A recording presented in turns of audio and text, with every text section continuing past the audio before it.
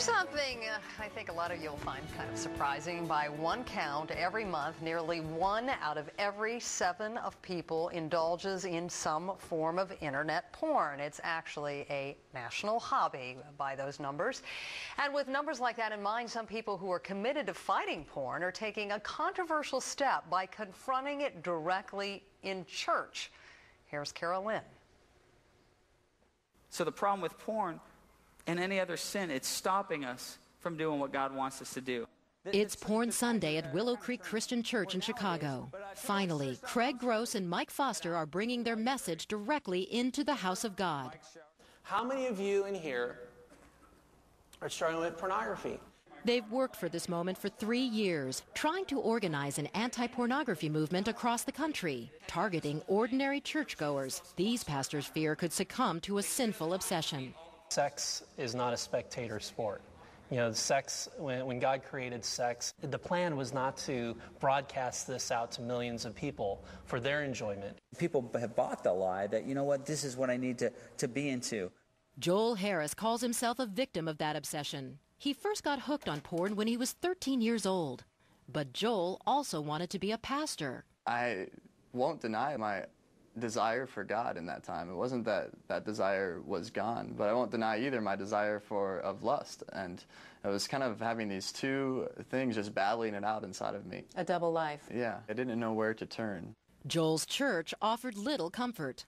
What happens if somebody were to go to their pastor and say, I've got this addiction, I can't stop looking at these images on the internet? Well, most of the times it doesn't happen. They don't even go to their pastor because it's not a safe place. But if they do, they still have those feelings of, you know, well, are people going to look at me different? Am I going to get kicked out of the church? Craig and Mike, 30-something and California cool, were working as church counselors when Mike says he received a one-word mission from God: porn.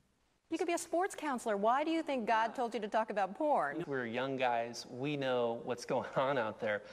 You know, we're wired up just like any other guy is wired up. We know the lure of pornography. I am Jess. We've seen the devastation that happens in people's lives, and especially young people's lives with the internet. Internet porn is no longer America's dirty little secret.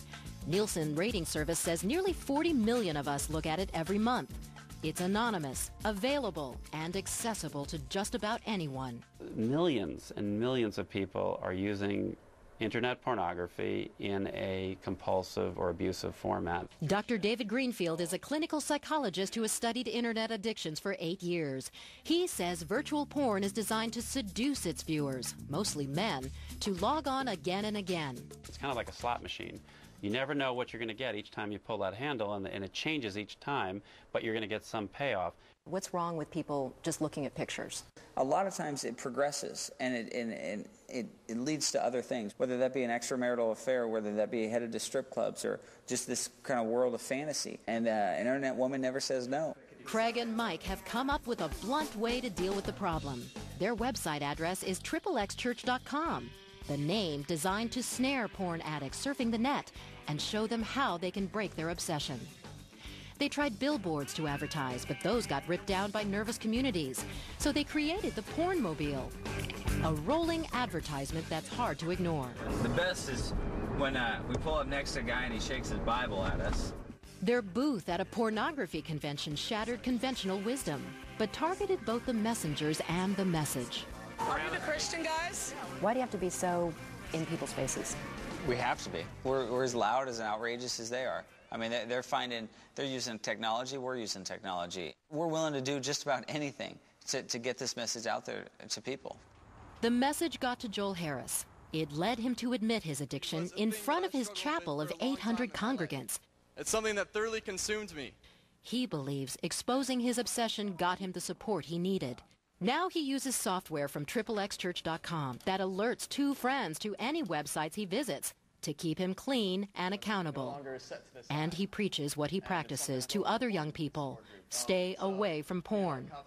That is what Porn Sunday was all about. It's time that the church takes the lead on this issue and goes... 75 church congregations talking about porn.